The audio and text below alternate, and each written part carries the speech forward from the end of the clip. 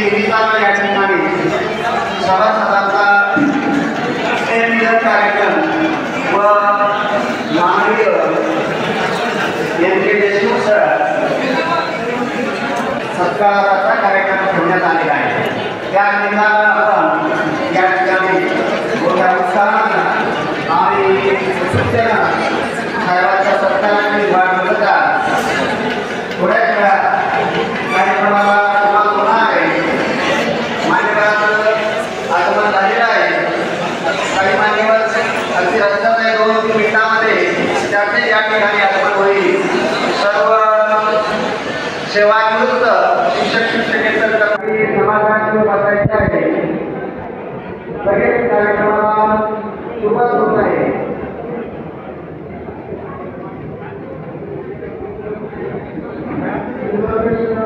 आपण सर्व सन्मानित सदस्यांना स्टेजवर येण्याची विनंती करावी। आदरणीय चव्हाण सर,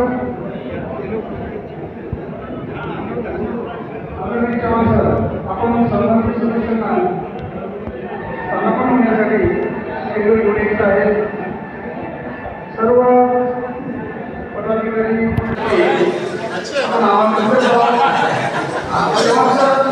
सर्व मान्यवरांना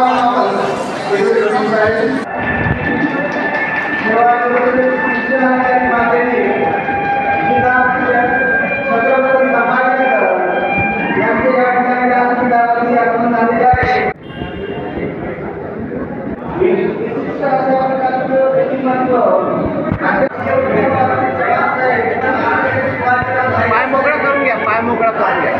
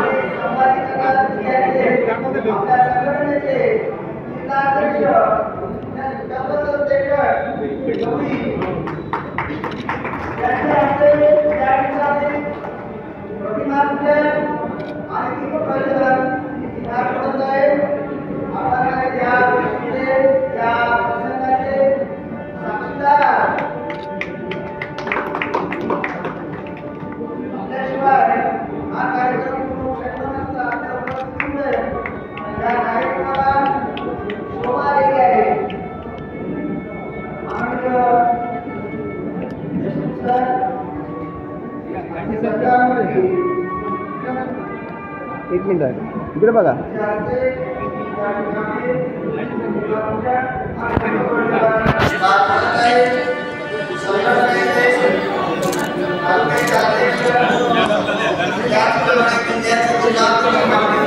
मॅडम मॅडम या लवकर लवकर या सगळे। इकडे बघा, इकडे बघा, इकडे बघा, इकडे।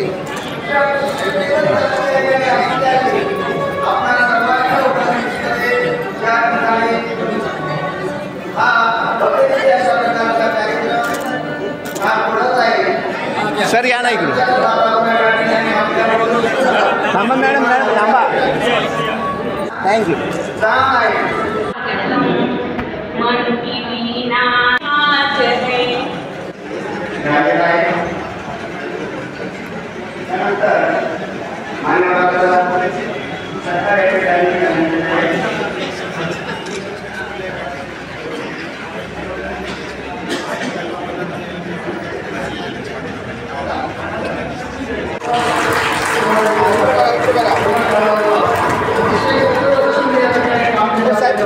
पुस्तक द्या।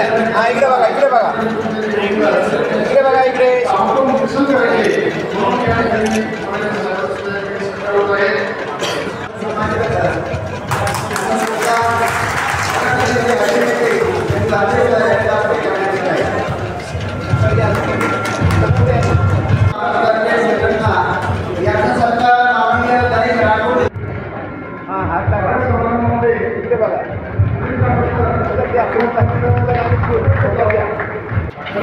ही संघटना स्थापन केल्यापासून डिग्री अभ्यास करतात घेत असतात। मुस्लिम बांधवांना काही किती पराभव आहे खूप स्थापन करण्यासाठी घेतात असे आपले जिल्हाध्यक्ष तातेराव चव्हाण सर यांचे या ठिकाणी मान्यवरांच्या हस्ते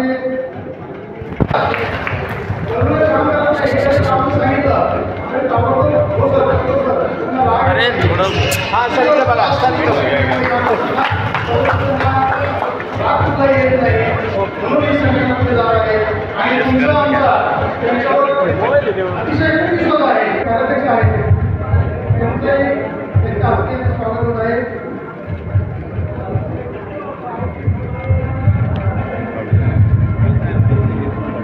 हा इकडे बघा सर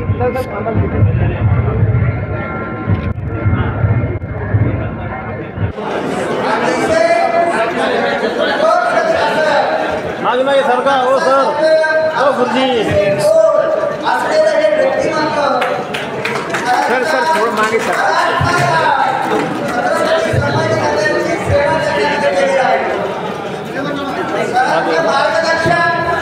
सर तुम्ही पुढे असे या भविष्यासाठी शिकवली आहे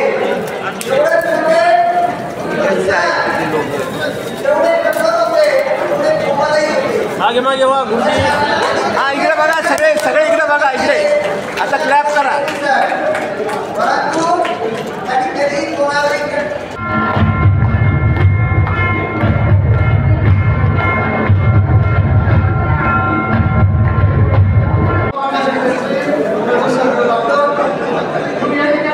आप थोड़ा सा पीछे हाँ मैडम पीछे आ जाओ प्लीज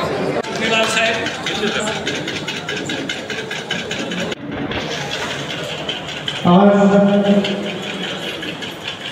या कार्यक्रमामध्ये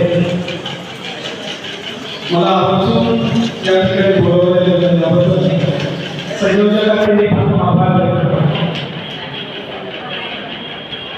त्याचबरोबर एकाच वर्षामध्ये या संघटनेची एवढी मोठी ज्या शिक्षकांच्या सेवानिवृत्त शिक्षकांच्या प्रयत्नामुळे झालेली त्यांना पण खूप खूप शुभेच्छा देतो. आणि या संघटनेची प्रथम वर्धापन दिन आहे अशाच पद्धतीने भविष्यामध्ये त्याची वाटचाल चालू लागली यशस्वी वाटचाल चालू लागली आणि त्या संघटनेच्या माध्यमातून आपल्या सर्वांचे प्रश्न सुटत राहिले अशा प्रकारच्या शुभेच्छा या ठिकाणी. आज या ठिकाणी या व्यासपीठावर उपस्थित सर्व मान्यवर उपस्थित सगळे शिक्षक वृंद बंधू आणि भगिनी खरं तर मला वाटतं ते वित्त विभागाचा एकमेव माणूस म्हणजे शिक्षकाच्या व्यतिरिक्त तेव्हा मी हाती निघण्यासारखं मी एकटाच या ठिकाणी दिसतोय शिक्षण सोडून. कुठे साहेबांना हिशोबासाठी एक माणूस लागतो पण अजून तिजोरीची चावी माझ्याकडे दिलेली नाही. तर मित्र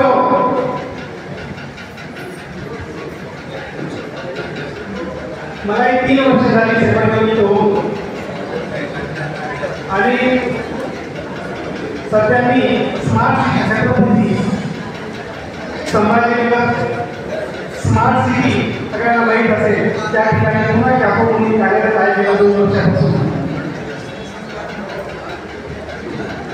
सेवानिवृत्तांचे प्रश्न काय असतात हे मला चांगलं माहिती आहे.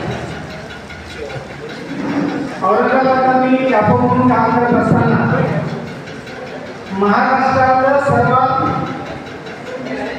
पहिलं अजूनही ती व्यवस्था महाराष्ट्रात झालेली नाही आहे जी PFS मार्फत पेन्शन एकत्रितरित्या जाते. की आजही महाराष्ट्रात एकमेव जिल्हा आहे जो छत्रपती संभाजीनगर आणि मला या ठिकाणी म्हणजे अभिमानानं सांगावं वाटेल की ती व्यवस्था मी माझ्या काळात केली आहे. त्यासाठी मी आता 2 महिन्यापूर्वी मंत्रालयात गेलो होतो. त्या ठिकाणी ग्रामविकास विभागामध्ये डेप्युटी डायरेक्टर मला भेटले. ते एवढ्या माझे बॅचमेट निघाले. त्यांच्याकडे बसल्यानंतर त्यांनी मला सांगितलं की मी पुढच्या आठवड्यामध्ये संभाजीनगरला जातो. म्हणजे कशासाठी त्यामुळे त्या ठिकाणी एक पेन्शनची व्यवस्था जी केलेली आहे ती केंद्रितरित्या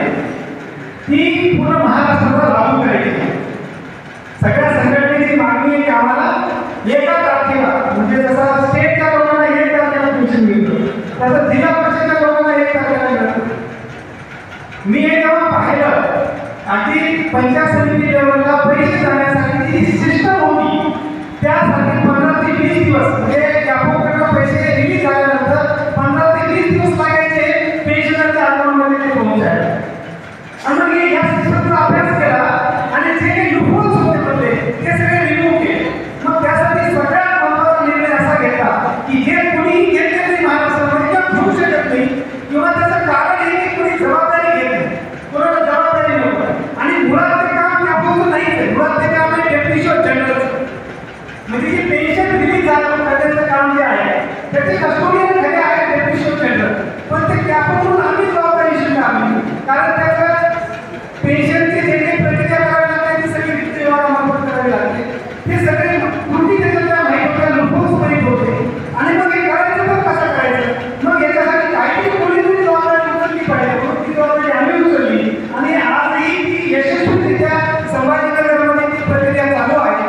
आणि जे काही सेवानिवृत्त कर्मचारी आहेत संभाजीनगरमध्ये जिल्हा परिषदमधून त्यांना माझ्या माहितीप्रमाणे 1 ते 5 तारखेपर्यंत पेन्शन मिळत असावं. आता मला माहिती आहे 5-6 वर्षाकडे काय झाले मिळते का?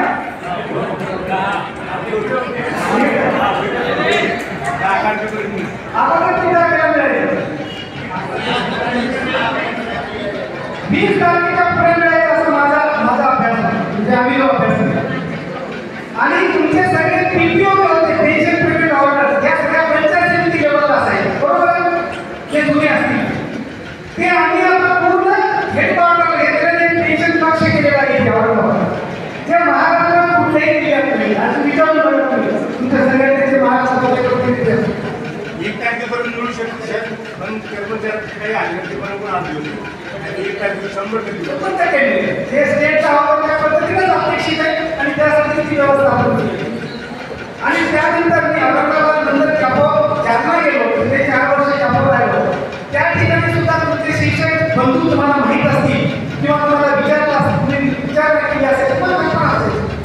त्या ठिकाणी महाराष्ट्रातला पहिला जिल्हा जालना आहे की ज्या जिल्ह्यामध्ये PFMS मार्फत शिक्षकांचा परमनंट पेमेंट होतो बरोबर. आणि तिथून मी बाहेर पडल्यानंतर मला तिथल्या सीओने म्हणून जिल्हा सीओ आले तिथे आणि त्यांनी मला मेसेज टाकला की तुम्ही केलेल्या कामाचं फळ तेच या जालना धरतीवरती पूर्ण महाराष्ट्रासाठी काढला त्याच्यामध्ये जालना जिल्हा परिषदेचा उल्लेख असला. या पद्धतीने मी माझ्या गावामध्ये शिक्षकांसाठी आणि पेन्शनरसाठी एक वेगळ्या पद्धतीचं काम आणि रिस्क घेऊन केलेलं काम आणि शिक्षकांचेच नाही तर तो कुठल्याही क्षेत्रातला सेवानिवृत्त कर्मचारी अधिकारी असेल त्यांचे काय प्रश्न असतात तुम्ही हे भाग करून पाहिलेला आहे आणि त्याच्यामुळे ते करावं वाटतं. आता या संघटनेच्या माध्यमातून तुमचे प्रश्न सुटतील. शिक्षकांचे अनेक प्रश्न आहेत. ते प्रश्न अनलिमिटेड असे प्रश्न आहेत. अनेकांचे सेवा पुस्तिका पूर्ण नसतात. सेवा पुस्तिका तयार केली असेल तर त्याच्यामध्ये नोंदी व्यवस्थित नसतात. अगदी दाखल्यापासून ते सेवानिवृत्तीपर्यंत ज्या ज्या घटना घडलेल्या असतात त्या सगळ्या घटनांची नोंद त्या सेवा पुस्तकामध्ये असायला पाहिजे. त्या वेळोवेळी घेतलेल्या नसतात. आमचे जे प्रशिक्षण असतात प्रमोशनचे ते वेळेवर झाले नसतात. आमच्या ज्या रजा असतात त्या रजेचे त्या ठिकाणी नोंदी नसतात. असाधारण रजा असतील तर असाधारण रजा त्या रेग्युलाइज केलेल्या नसतात. निबंधन कालावधी असेल तर तो रेग्युलाइज केलेला नसतो.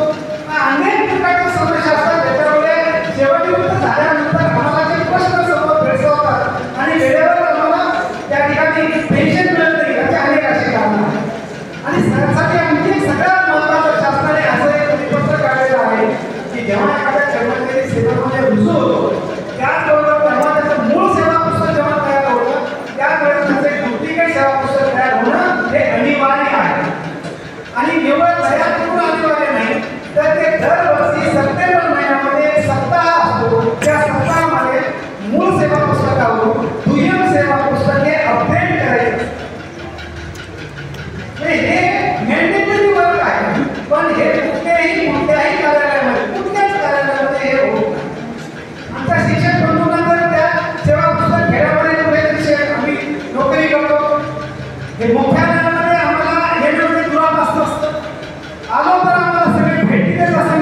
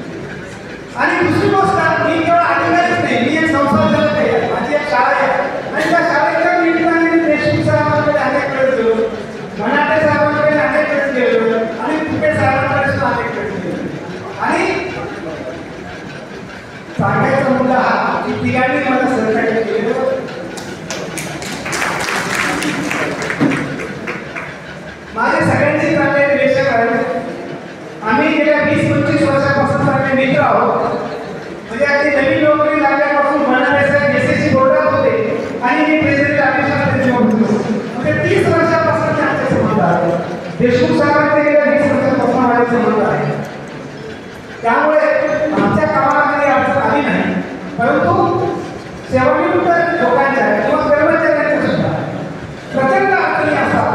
सेवा पुस्तक तपासणी याला व्हेरिफिकेशन म्हणतो आपण, ते लिंक असतं आपल्याकडे. त्यावर स्टेट लेवलला स्टेटचं जे व्हेरिफिकेशन असतं त्या ठिकाणी व्हेरिफिकेशन ऑफिसर म्हणून काम केलेलं आहे. त्यावेळेला माझ्याकडे झाला होता. त्यावेळेला औरंगाबाद, अमरावती, नाशिक आणि नागपूरचे 4 डिव्हिजन माझ्याकडे होते. त्या 4 डिव्हिजनचं मी काम केलं.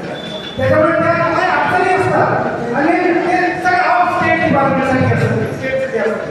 आपल्या जिल्हा परिषद अकाउंट ऑफिसरसाठी तर सगळे लोक किती महत्वाचं असतात. जसे गीतासाठी महत्वाचे आहे तसं एखादा कर्मचारी जो सेवेमध्ये जातो त्याच्यासाठी सेवा पुस्तक महत्त्वाचं असतं. आणि म्हणून सेवा पुस्तक आणि रिटायरमेंट झाल्यानंतर सुद्धा शासकीय अभियंत्यामध्ये परमनंट रेकॉर्ड आहे. परमनंट रेकॉर्ड जे डिस्ट्रॉय करता येत नाही आम्हाला, इतकं महत्त्वाचं ते रेकॉर्ड आहे. तर अशा अनेक गोष्टी आहेत ज्या आपण इथे बोलू शकतो. वेळ कमी आहे, फक्त बरेच गोष्टी घाई आहे.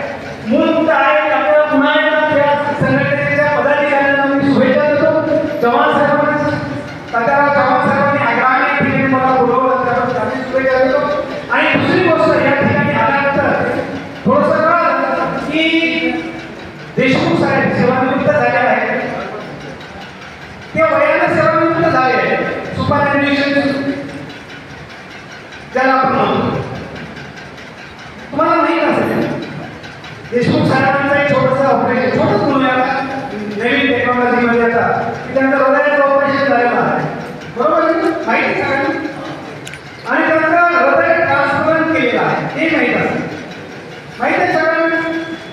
नाही म्हणजे ह्या मोठ्या संकटातून परमेश्वर कृपेने आपल्या सगळ्यांच्या सतीच्या सगळ्यांच्या प्रेमाने आज देशमुख साहेब आमच्यामध्ये जीवतरूप दिसतात. त्यांचं हृदयामध्ये ट्रान्सप्लांट झालेलं आहे, हृदय दुसरं हृदय बसवलेलं आहे. तर तुम्ही आश्चर्यानं पाहता त्याच्यावर तुम्हाला माहिती नाही. मला आश्चर्य वाटलं इकडे जगाच्या मागच्या मंडळीला कसं माहिती.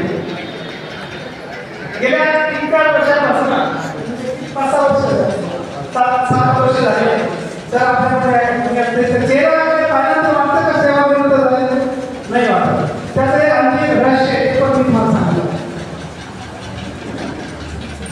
आणखी एक रहस्य असं आहे, सरांचं जे ऑपरेशन झालेलं आहे, सर आता नुकतेच आता 59 मध्ये आहे, पण त्यांचं ऑपरेशन 7 वर्षापूर्वी झालं. तेव्हा किती वर्षाचे होते? 51-52 वर्षाचे, बरोबर, 52 वर्ष. पण त्यांच्या हृदयामध्ये जे हृदय ट्रान्सप्लांट झाले आहे ते माझ्या माहितीप्रमाणे 36 वर्षाचं झाले. 36 वर्षाच्या माणसाचं ज्या दाता जो दाता मिळाला सरांना, ते त्यांचे सत्कर्म, त्याची पुण्य, त्या कर्माचं फळ त्यांना 36 वर्षाच्या माणसाचं हृदय मिळालं. म्हणजे आज 36 आणि 7 किती वर्ष झाले? 43. त्या सर 43 वर्षाचे आहे बरोबर. आणि त्यांची आता नवीन इनिंग सुरू होणार आहे. आम्ही सर आणि मी पूर्व मतदारसंघातले आहोत मुंबई. औरंगाबाद छत्रपती संभाजीनगरचे 3 मतदारसंघ आहेत, पूर्व, पश्चिम आणि मध्य. तर पूर्व मतदारसंघामध्ये सर आहे, मी पण आहे. मी पण त्यांचं आता भविष्यात सरांना येणाऱ्या विधानसभेमध्ये पूर्व मतदारसंघामधून त्यांची तर इच्छा आहे, पण त्यांच्यावर प्रेम करणाऱ्या त्या सर्वांची सुद्धा अशी इच्छा आहे की त्यांनी पूर्व मतदारसंघामधून नवीन इनिंग त्यांनी घडवावी. आणि सर आम्ही तुम्हाला या ठिकाणी विश्वास देतो की आम्ही तुमच्या बरोबर नव्हे तर तुमच्या पुढे, मी ज्या दिवशी तुमची उमेदवारी डिक्लेअर होईल त्या दिवशी तुमच्या पुढे एक पाऊल आम्ही निश्चित होऊ आणि तुमच्यासाठी काम करू. मधुकर देशमुख सरांनी, ज्यांना मी MK सर म्हणतो, शिक्षण क्षेत्राचे चाणक्य ज्याला मी म्हणतो, ही पदवी त्यांना दिली तर वापर करणार असं मला वाटतं. त्यांनी प्रचंड माणसं जोडली. किंवा माणसं जोडली नाही तर येणाऱ्या प्रत्येक माणसाची समस्या, त्यांचे प्रश्न, त्याच्या अडचणी त्यांनी समजून घेतल्या आणि ते सोडवण्यासाठी त्यांच्याकडे सगळे मार्ग असायचे, सगळे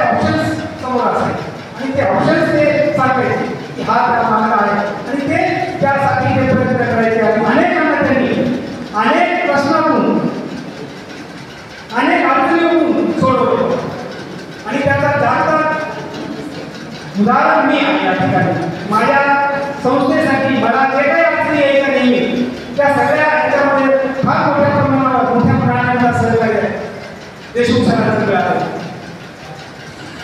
म्हणून आपण पाहतो आता की राजकारण कसं पाहिलं तसं शिक्षक आणि राजकारण हे काही तसं फार वेगळं नाही. शिक्षक हा आमचा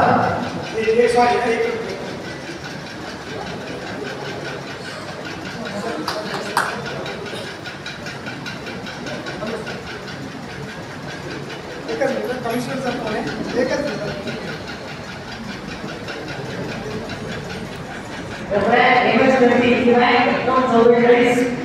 गाडी बाहेर त्यांना बाहेर झाले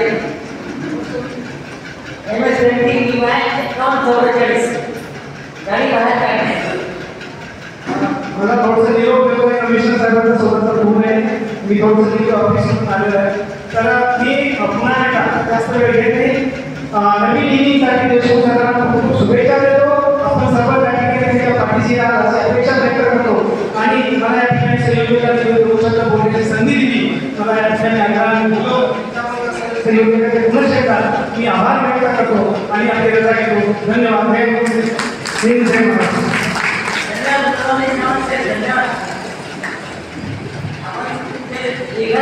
नाही आणि आपल्या समस्या सुद्धा ऐकून घेत नाही.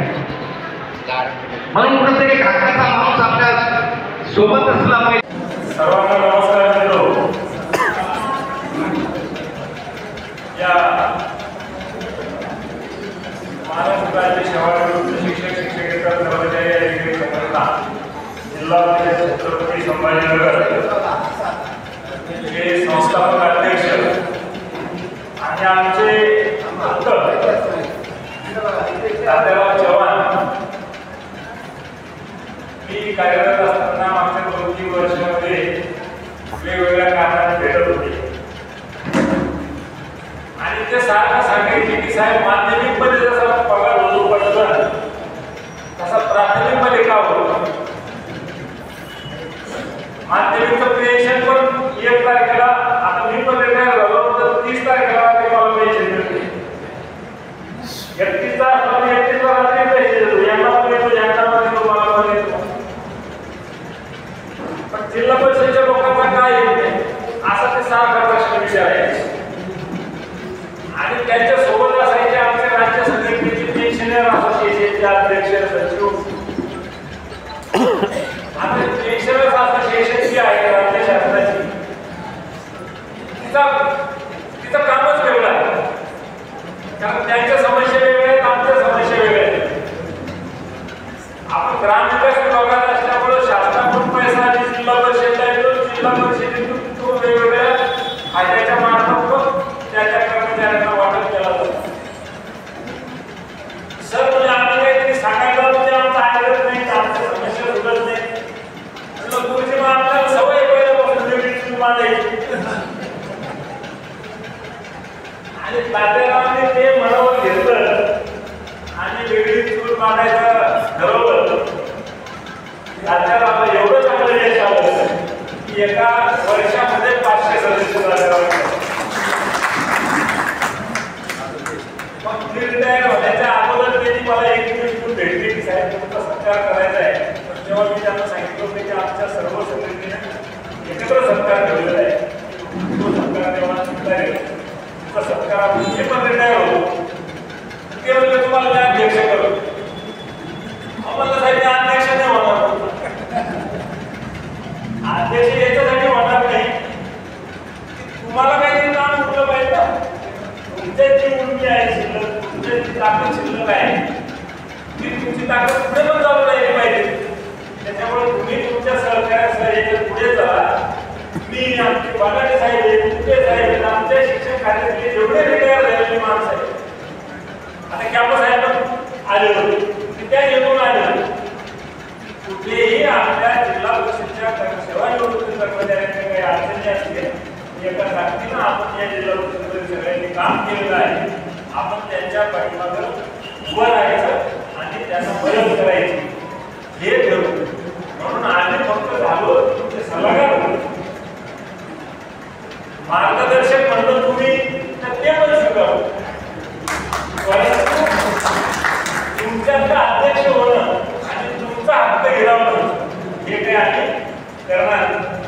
मी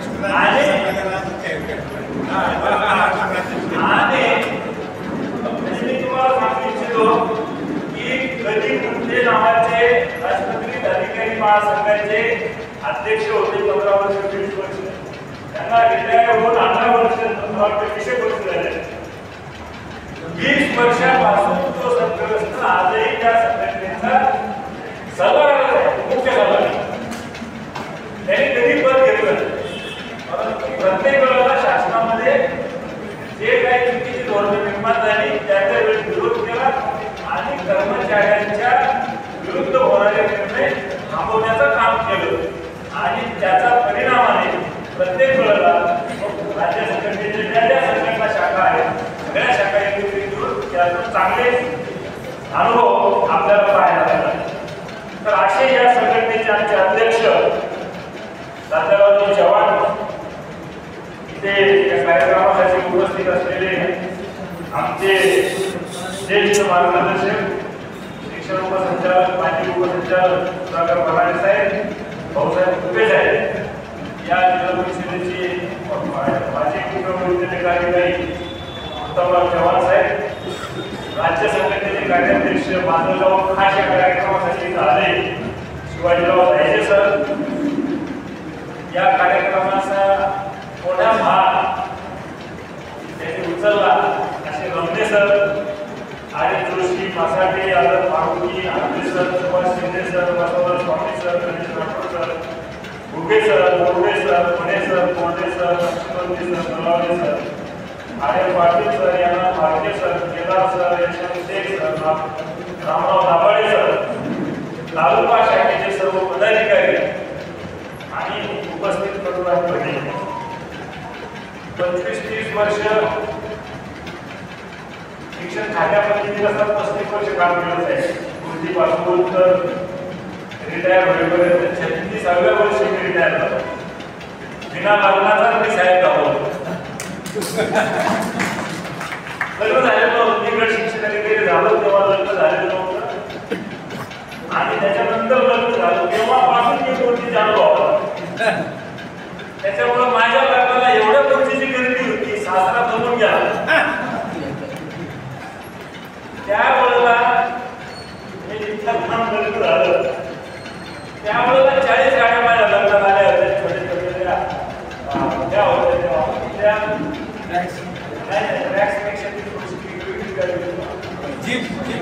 जीप होत्या त्या कमांडर होते, 40 कमांडर घेऊन आलेली. तेव्हापासून कृतीचा पाठिंबा मला आहे. तर तो आजपर्यंत तसाचा तसा टिकून आहे.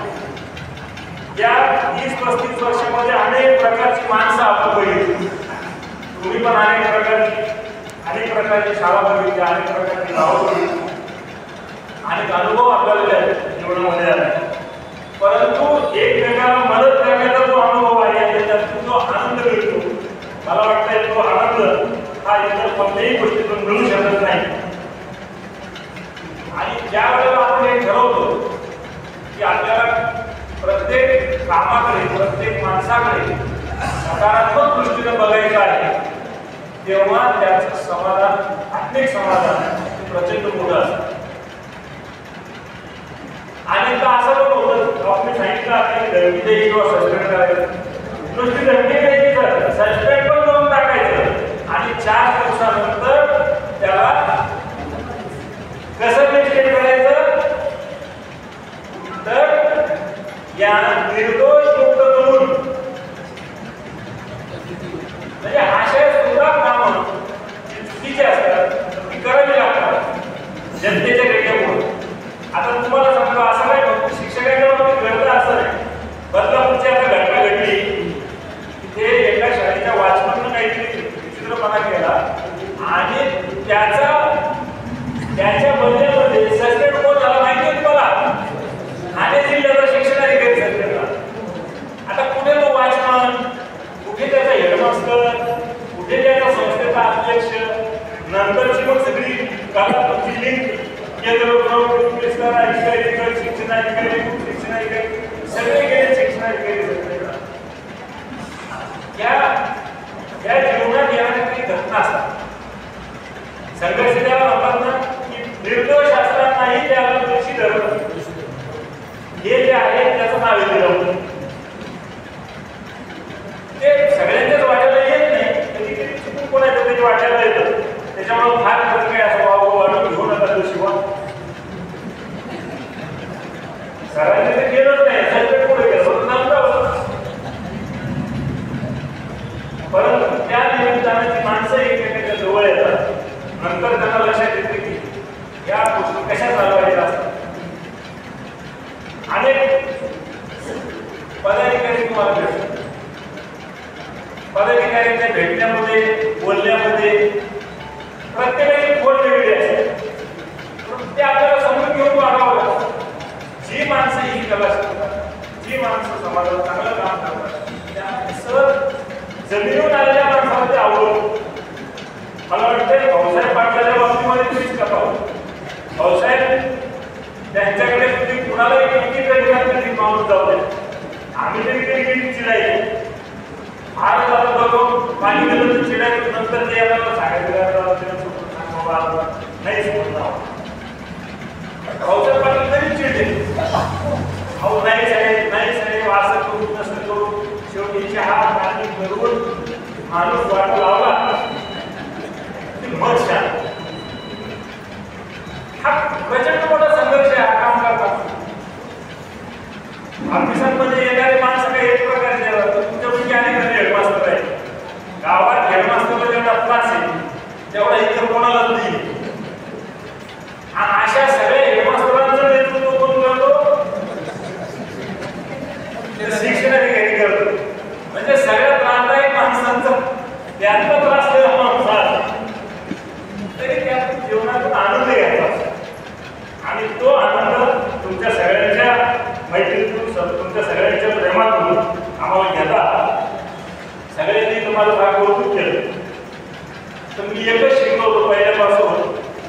मला वाटते 84 साल असं होते शरद पवार साहेबांची एक सभा होती आणि त्या सभेत त्यांनी सांगितलं होतं की पुढाऱ्याला नाही म्हणायचं जर शिकला तो चांगला पुढारी होतो आणि अधिकारी हो म्हणायचं जर शिकला तर तो चांगला अधिकारी होतो. त्याच्यामुळे न होणारे काम तुम्ही घेऊन आला आणि बघू आपण करू एवढं म्हणलं का तो निदान 50% त्याला आधार येतो.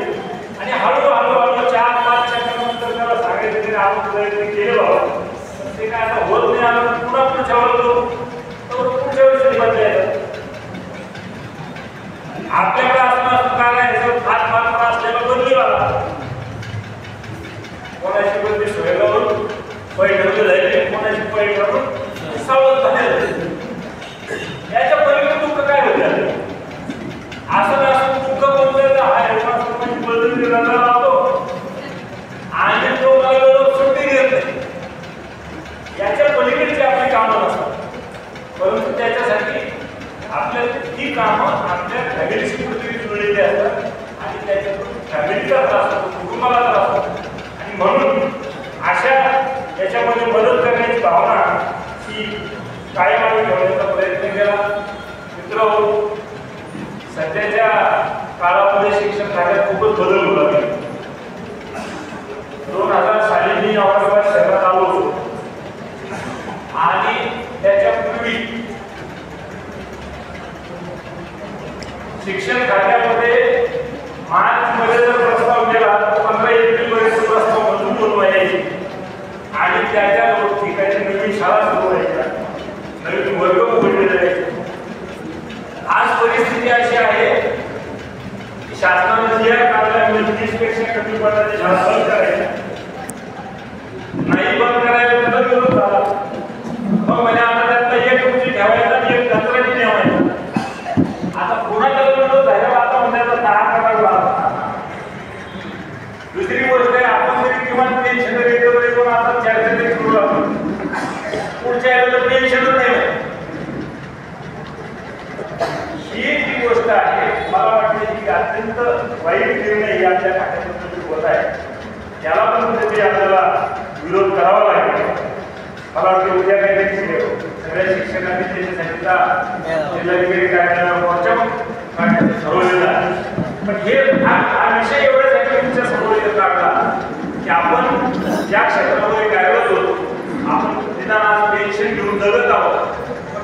माणसं काम करतायत त्याला पेन्शन सुद्धा द्यायचं नाही, ही जी भूमिका आहे ती कुठेतरी बदलली पाहिजे. त्याच्यासाठी आपल्याला काम करावं लागेल आणि सगळे बदल करायचे. हे तर मला काही समजायलाच तयार नाही. साहेब तुम्ही असताना सुद्धा तुमच्या लक्षात असेल की 2013 साली महाराष्ट्र राज्यात 87,000 शिक्षक पगार दिले होते. 2013 साली पगार घेणाऱ्या शिक्षकांची संख्या होती 87,000. सगळे मिळून खासगीचे, जिल्हा परिषदचे, ज्याला शासन पगार देते. आणि तीच संख्या जेव्हा 20% अनुदान देण्याची वेळ आली ही 2021 कमिटीवर त्यावेळी जेव्हा बघितली तेव्हा पगार घेणाऱ्या कर्मचाऱ्यांची संख्या होती 63,000. म्हणजे 23,000 पदसंख्या ही मागच्या 2013 ते 2021 या वर्षात कमी झाली. आता शासनानं 60,000 पदांची भरती करायचं ठरवलं. त्यातली 16-17,000 पदं भरली आणि 30,000 पदं कंत्राटी तत्वावर घेऊन ती कमी करायचं ठरवलं. अशा जर पद्धती चालू राहिल्या आपण तर जगलो, परंतु आपल्याकडे सगळी नोकरी द्यायचं, कोणी नोकरी देणार आणि कोण शिकवणार? शिक्षण हा माझा सामाजिक विषय आहे. हा काही गुंतवणुकीचा विषय नाही, याचा विषय देखील तुमचा आपण, परंतु याच्यावर कुणीही चर्चा करायला तयार नाही. आणि म्हणून आमच्या सगळ्या मित्रमंडळींना मला आग्रह करून सांगितलं की साहेब यावेळेला आपण सगळे मिळून प्रयत्न करू आणि योगायोगाला जो सध्याचा चांगला गट आहे तो गट आम्हाला प्रेरणा देत आहे की तुम्ही तयारी करा. तुम्हाला या आमचं तिकीट देऊ. त्याच्यामध्ये सरांनी मला या ठिकाणी जवान सरांनी सुद्धा सांगितले की साहेब तुम्ही या आणि तुमच्यासाठी मेहनत देऊ. तर सर्वांनी मिळून या कामामध्ये आपण मदत करूया. आणि तुम्ही माझा या ठिकाणी जो सत्कार केला, माझा सन्मान केला, सर्वांनी माझ्याबद्दल खूप चांगले उद्गार या ठिकाणी काढले. या सगळ्यांची मी आपल्या पुन्हा करू इच्छितो आणि माझ्या लक्षात संपवतो. जय हिंद, जय महाराष्ट्र. या कार्य हे चालू असताना त्याचा कोणतरी अज्ञात असे एक व्यक्ती आहे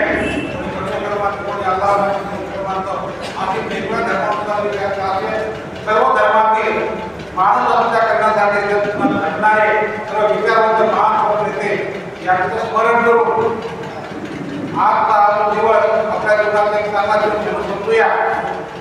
या सर्वांचं सन्माननीय आपले सत्कार मूर्ती आणि उपस्थित बंधू भगिनी मित्रहो, आपण सर्वांनी आपल्याला प्रसन्न धडा एक एक अवयव म्हणजे हत्ती, तसे आपण सर्वांमध्ये मिळून एक संघटना आहे. कोणाच तरी एकाच्या नावाने पगार मिळतोय म्हणून राष्ट्रीय पद भेटत असं नाही, मात्र व्यापून पदाचं काम सांगितले. जसं माझं एक संस्थेचा संघटनेचा कोणता पद म्हणून माझं नाव आहे. आपण प्रत्येक जण अध्यक्षच आहात असं मी समजतो आणि अशाच प्रकारे आपल्या सर्वांनी मला साथ आहे. वेळ झालेला बोलण्यासाठी खूप आहे, परंतु सरांसाठी एक कविता आहे. कवी म्हणल्यावर कविता म्हणणार त्या कवितेचा प्रत्येक ओळीचा पहिला शब्द आहे की रो प आ मुला घेऊन खेळाने एक भरारी नियाचे सारे रोज तुम्ही खेळ रचले भाऊ बनवले. प्रसाद दिला नाही आपल्या अंतर्मनाचा आत्मनाने झगडत राहिले जय करण्याचा मुक्त होत्या शाळा सगळ्या ज्ञान करण्यासाठी सातून आणि बहुतंत्रे तेवढे आदर्श आपल्या प्रती घेण्याकडे वाईट मागणी पत्नी सदविला पूर्ण पावसाचा न डगमगता केला सत्याचा प्रसार नश्वर असली ज्ञान शिकवली सदैव आपल्या साथी जा आता गायण्यात तुम्ही साथ देतो आम्ही, साथ देतो आम्ही. कारण कसं आहे, आपण शिक्षण क्षेत्रात कार्य करत राहिलो, क्षेत्र हे आर्थिक स्थिती राहत नाही म्हणून तसं ते गाणं होते सत्तेच्या दरम्यान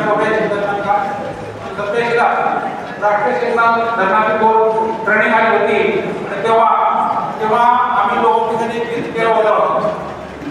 असं होतं ते पोपट बोलायला आपण त्याचा केलं होतं. शिक्षक म्हणजे आदरणीय पूर्वीपासून मानलं, शिक्षक म्हणजे आदरणीय पूर्वीपासून मानलं, राष्ट्रहितासाठी हो आम्हाला नेमलं, राष्ट्रविकासाची उद्दिष्ट राष्ट्रविकासाची उद्दिष्ट लागलेच बदलायला, हो लागलेच बदलायला, शासनाचं धोरण आहे बघा, शासकीय धोरण आहे, लागलं धोरण बदलायला बघा. काय ते शब्द विसरले पाहता, धोरण बदलायला, जसं धोरण बदलावे लागतात तसं आता साहेब मुक्त झाले, आपण त्यांच्यासोबत सगळेच राहू, आपला सुद्धा धोरण बदलावं लागलं, नाहीतर बिल्डो अधिकारी मंत्री होतो आणि आपली खरं पण निघते. आता आपण तर पार पडलो, आपली भावी पिढीला सुखाने जीवन जगत असेल, शिक्षण क्षेत्राचा प्रत्येक जाई मत राहण्यात असेल, त्यासाठी मंत्री आपल्या हक्काचा आहे. किमान मंत्री नाही केलं तिथं आपण आवाजही बोलवला तरी आपण सक्सेस झाला तर समजा. आपण ही संघटना करतोय, केवळ आपला मंत्री पगार निघावा एकमेव हेतू नाहीये. आपण आपल्या सोयीनुसार आपलं हे जे आयुष्य आहे ते बोनस आहे, त्या बोनसमध्ये आपण आनंद विनोद करत राहावा, एकमेकाला भेटावं, एकमेकाच्या समस्या समजावून घ्यावी, पुन्हा भावी पिढीला कोणत्या गोष्टीची गरज आहे, काय आपण केलं पाहिजे यासाठी एक विचारच आहे.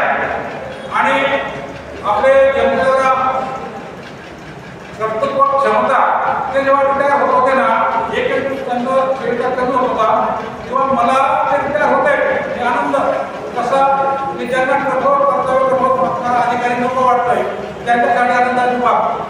त्याच्याबद्दल नाही, मला वाटायचं आमच्या जिल्हा परिषदेला इतक्या दिवसानंतर इतके शिक्षण तज्ञ अभ्यासू व्यक्ती त्यांच्या कर्तव्याला जिल्हा परिषद सुनी पडणार आहे याचा वेगळा खरंच होत आहे. कारण आजची अभ्यास व्यक्तीकडे सर्वांचा प्रश्न आहे परंतु त्यातून मार्ग काढणार पाहिजे. फुलमंडीवर गर्दी होत्या, गाडी चालवायची नाही का, अहो तिथं गाडी चालवायची अडचण होते, तू चालवून कसं दे कामात चालवून दे, चालवून दे मोकळा राहण्याची. पण तसं साहेबांचं तसं हे अडचणीच्या प्रश्नातून लागणार आहे. आपला सगळ्यांची अधिक वेळ घेणार नाही, सर्वांना आवाज दिला, सर्व आला, हा कार्यक्रम घडून आला, त्यासाठी मी सर्वांचा सत्य आभार आहे. सर्वांचा विनंती करतो आणि भोजनाची व्यवस्था आहे. आदरणीय फारुकी साहेब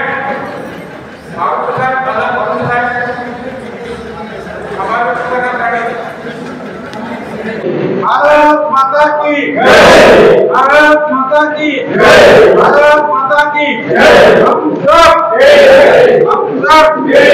मी तात्याराव चव्हाण, जिल्हाध्यक्ष, महाराष्ट्र राज्य सेवानिवृत्त शिक्षक शिक्षकेतर अधिकारी कर्मचारी संघटना जिल्हा शाखा छत्रपती संभाजीनगर. आम्ही छत्रपती संभाजीनगर या जिल्ह्यामध्ये जिल्हा शाखा उघडली. आम्ही संघटना उघडण्याच्या अगोदर या जिल्ह्यामध्ये इतरही संघटना होत्या, परंतु त्या संघटनेचे नेतृत्व करणारे लिपिकवर्गीय कर्मचाऱ्यांपैकी होते आणि सेवानिवृत्त जास्तीत जास्त संख्या शिक्षकाची होती. ते शिक्षकांच्या प्रश्नाकडे जास्तीत पद्धतीने लक्ष देत नव्हते, म्हणून आम्हाला ही संघटना स्थापन करण्याची गरज भासली. आम्ही संघटना स्थापन केली आणि आमचे सर्व शिक्षक बंधू भगिनी पाठीमागे सोबत राहिलेत आणि थोड्याच दिवसामध्ये आम्ही संघटने सदस्य संख्या 400चा आकडा पार पाडला. आम्ही यामध्ये शिक्षकांची पेन्शन नियमित वेळेवर होणे, इतरही काही कामे ती मार्गी लावत आहोत. शासनाचा नियम आहे एक GR काढला शासनाने 20 नोव्हेंबर 18 की संगणक वसुली करण्यात येऊ नये, त्याला स्थगित देण्यात यावी. तरी जिल्हा परिषद संघाची वसुली चालू ठेवलेली आहे. त्यासाठी आम्ही शासनाला पत्र लिहिलेले आहे. त्यांच्याच पत्राचा त्यांच्याच आदेशाचे त्यांनी पालन करावं हासाठी लढा देत आहोत. तसेच केंद्र प्रमुख आणि मुख्याध्यापकांची पदोन्नती देताना त्यांना वेतनवाढ दिलेली नाहीये. तसेच मुख्याध्यापक केंद्र प्रमुखांच्या अर्जित रोजगार रोखीकरणाचा प्रश्न स्थगित ठेवलेलं आहे. हे प्रश्न मार्गी लावण्यासाठी आम्ही लढा देणार आहोत. आमचे यापुढे एक व्यवस्थित एक विचारमंच व्हावा असा आमचा हेतू आहे. या दृष्टीने संघटना कार्यरत आहे. या संघटनेला स्थापन 9 वर्ष झाले. आज वर्षपूर्ती सोहळा होता. त्यासोबतच आधी सभासद प्रमाणपत्र वितरण आमच्या सोबत आमच्या जिल्हा परिषदेचे आदरणीय शिक्षण अधिकारी, शिक्षण तज्ज्ञ, सर्वसमावेशक व्यक्तिमत्व असे आमचे MK देशमुख साहेब यांचा आम्ही या संघटनेत प्रवेश केला. ते आमच्या संघटनेत सल्लागार आहेत आणि त्यांचा आमच्या संघटनेच्या वतीने सेवा निवृत्तीचा सत्कार राहिलेला होता. तो सुद्धा सत्कार आम्ही या ठिकाणी घडून आणलेला आहे. मी त्यांच्या पुढील कामासाठी शुभेच्छा आहेत. त्यांनी समजा अजूनही त्यांची कार्यक्षमता खूप चांगली आहे. एक चांगल्या वाटेने आपल्या मराठवाड्याला औरंगाबादला नेण्यासाठी आम्ही त्यांना पाठबळ देत आहोत आणि त्यांना राजकीय नेतृत्वासाठी शुभेच्छा देत आहोत. यापुढे देशमुख सर बोलतील. सर्व पेन्शनधारक जे आहेत त्यांची एक संघटना आहे. त्या संघटनेमध्ये शिक्षक आणि शिक्षकेतर कर्मचाऱ्यांची सुद्धा एक स्वतंत्र संघटना आहे. या संघटनेने त्यांच्या ज्या समस्या आहेत त्याच्यावर मार्ग निघण्यासाठी मला आग्रह केला आणि या ठिकाणी उपस्थित राहून या संघटनेचं सल्लागारपद मला दिलेलं आहे. त्या पदाचा मी स्वीकार करतो. मागची 25-30 वर्ष या शिक्षण क्षेत्रामध्ये मी कार्यरत आहे. त्याच्यामुळे शिक्षण क्षेत्रातल्या ज्या काही अडचणी आहेत त्या बऱ्यापैकी माहीत असल्यामुळे या सगळ्यांना विश्वास होता की मी त्यांच्या या अडचणी सोडवण्यात त्यांना मदत करू शकेल. त्या भावनेने ते माझ्याकडे आले. त्याचा सन्मान करून मी त्यांची ही मागणी मान्य केलेली आहे आणि त्यांच्यासोबत सल्लागार म्हणून काम करण्याचं मी आमचे तुपे साहेब, आमचे बनाटे साहेब अशा सर्व शिक्षण क्षेत्रातल्या मंडळींनी मान्य केलेलं आहे. ज्यातून सेवानिवृत्त लोकांच्या समस्या सुटण्यामध्ये मदत होईल. तसेच या सर्व आमच्या अधिकारी मित्रांनी मागणी केल्यानुसार मी काँग्रेस पक्षाकडून औरंगाबाद पूर्वचा उमेदवार म्हणून मागणी केलेली आहे आणि त्या दृष्टीने आमची ही सर्व संघटना पेन्शनर्स असोसिएशन माझ्या पाठीशी आहे. मला या सगळ्या कामामध्ये मदत करत आहे. मी त्यांचा यासाठी ऋण व्यक्त करतो. धन्यवाद. निवृत्त संघटनेमार्फत जे आम्ही आयोजन केलेलं आहे त्या आमचे सेवानिवृत्त शिक्षणाधिकारी MK देशमुख साहेब ते सत्कारमूर्ती आहेत आणि आमच्या संघटनेमार्फत आम्ही जाहीर करतो की आमचे ते महाराष्ट्र राज्याचे सल्लागार असतील. माझं महाराष्ट्र राज्याचे मी उपाध्यक्ष या नात्याने सांगू इच्छितो की निश्चितच आमचे साहेब आमच्या पाठीशी खंबीरपणे राहतीलच आणि आमचे पूर्ण औरंगाबाद जिल्ह्यातील जे माध्यमिक शिक्षक, प्राथमिक शिक्षक आहेत या सर्वांनी मिळून आम्ही ठरवलेलं आहे की पूर्व विधानसभा मतदारसंघामधून आमचे देशमुख साहेब यशस्वीपणे निवडून आल्याशिवाय राहणार नाही आणि आम्ही आमचं काम नाही तर आमचं कर्तव्य म्हणून आम्ही साहेबांच्या पाठीशी 100% उभे आहोत. आम्ही विश्वास देतो की साहेबांचा पुन्हा एकदा असाच पुनश्च फार मोठ्या प्रमाणामध्ये सत्कार आमच्या माध्यमातून केल्याशिवाय आम्ही राहणार नाही. एवढं बोलून आम्ही संपवतो. व शिक्षकेतर कर्मचारी व अधिकारी संघटनेचा वर्षपूर्ती निमित्त आमच्या संघटनेमध्ये सेवानिवृत्त झालेले संभाजीनगर जिल्ह्याचे शिक्षण अधिकारी सन्माननीय MK देशमुख साहेब म्हणजे हे आमचे आदरस्थान आणि श्रद्धास्थान पूर्वीपासूनच आहे. आम्ही त्यांचं काम जवळून बघितलेलं आहे म्हणून आम्ही त्यांना आमच्या संघटनेमध्ये येण्याचं त्यांना आम्ही निमंत्रण दिलं आणि आमच्या निमंत्रणाला मान देऊन त्यांनी या ठिकाणी आमच्या संघटनेत प्रवेश करून सल्लागार या पदी त्यांची निवड आम्ही सर्वांनी केली आणि त्यांनी ती स्वीकारली. त्याबद्दल मी आदरणीय सरांचा खूप खूप आभारी आहे. तसेच त्यांचे यापुढील जे स्वप्न आहे ते स्वप्न तर आम्ही पार पाडणारच आहे, स्वप्न पूर्ण करणारच आहे आणि खंबीरपणे त्यांच्या पाठीशी नेहमी आहोत आणि नेहमी राहूत. धन्यवाद. मी शिवाजी मारुती दाहिजे, महाराष्ट्र राज्य सेवा शिक्षक संघटनेचा कार्याध्यक्ष आहे. राज्यामध्ये अनेक समस्या होत्या शिक्षकांच्या. 2016 पासून अनेक प्रलंबित प्रश्न होते.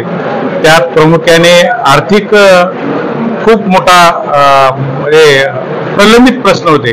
त्याच्यात उपदान असेल, अंश राशी करायचं असेल, गट विमा असतील असे प्रश्न प्रलंबित असल्यामुळं आम्हाला कुठेतरी संघटना उभारावी या हेतूनं आणि कर्मचाऱ्याचे कामं व्हावीत या हेतून आम्ही 7 सप्टेंबर 2023ला ही संघटना उभी केली आणि जवळपास महाराष्ट्रामध्ये 36 जिल्ह्यामध्ये आमची संघटना कार्यरत आहे. पूर्ण सर्व जिल्हाध्यक्ष हे काम करत आहेत, अतिशय उत्तम काम करत आहेत आणि ते प्रश्न आपापले सोडून घेतात. आमचा पहिला प्रश्न हा आर्थिकचा होता, परंतु पेन्शन वेळेवर होत नव्हती. ती पेन्शन आज 5 तारखेच्या आतमध्ये होत आहे. आमचे प्रश्न जे होते 4,500 कोटी थकलेले होते महाराष्ट्रामध्ये एकूण कर्मचाऱ्याचे, ते आमच्या संघटनेने राज्याहून आणले. म्हणजे प्रशासनाला आणि शासनाला ही विनंती करून 4,500 कोटी आम्ही आज राज्यामध्ये वाटप केलेले आहेत. काही उर्वरित प्रश्न आम्ही लवकरच सोडवण्याचा प्रयत्न करत आहोत आणि सर्वांची आम्हाला उत्तम साथ मिळत आहे. आमच्याकडं अतिशय उत्तम दर्जाचे शिक्षण तज्ज्ञ आलेले आहेत, मदत करण्याच्या हेतूने आलेले आहेत. त्यामध्ये उपसंचालक 2 आहेत, शिक्षणाधिकारी आहेत आणि वित्त अधिकारी श्री चव्हाण सर आहेत. यांचं मार्गदर्शन आमच्या संघटनेला नक्कीच लाभेल आणि त्याचं हे आम्ही स्वागत करतो. आणि पुढील संघटनेच्या माध्यमातून पुढील आमचे जे उरलेले प्रश्न आहेत राहिलेले ते प्रश्न आम्ही सोडवण्याचा प्रयत्न करत आहोत. जेव्हा महाराष्ट्रामध्ये मराठवाडा म्हणून ज्याला पाहिला जातो, मराठवाड्यामध्ये संभाजीनगर हे एक मॉडेल म्हणून आम्ही पाहतो. कारण मराठवाड्याची राजधानी ही संभाजीनगर आहे आणि संभाजीनगरचं अतिशय उत्तम कार्य आहे. आमचे मित्र अध्यक्ष चव्हाण सर यांचं उत्तम कार्य आहे आणि त्यांनी जवळपास 500 सभासद या ठिकाणी केलेले आहेत. ते उत्तम कार्य करत आहेत. ते वेळोवेळी जिल्हा परिषदेमध्ये जाऊन शिक्षण अधिकारी यांना भेटणे, शिओ साहेब यांना भेटणे आणि आपले प्रश्न सोडून घेणे, प्रश्नाची उकल ती कशी करायची यांना उत्तम जाणीव आहे आणि ती संघटना संभाजीनगरमध्ये नक्कीच वाढवतील ही मी पुढील अपेक्षा करतो. आणि मी APN न्यूज सत्य आणि सकारात्मक.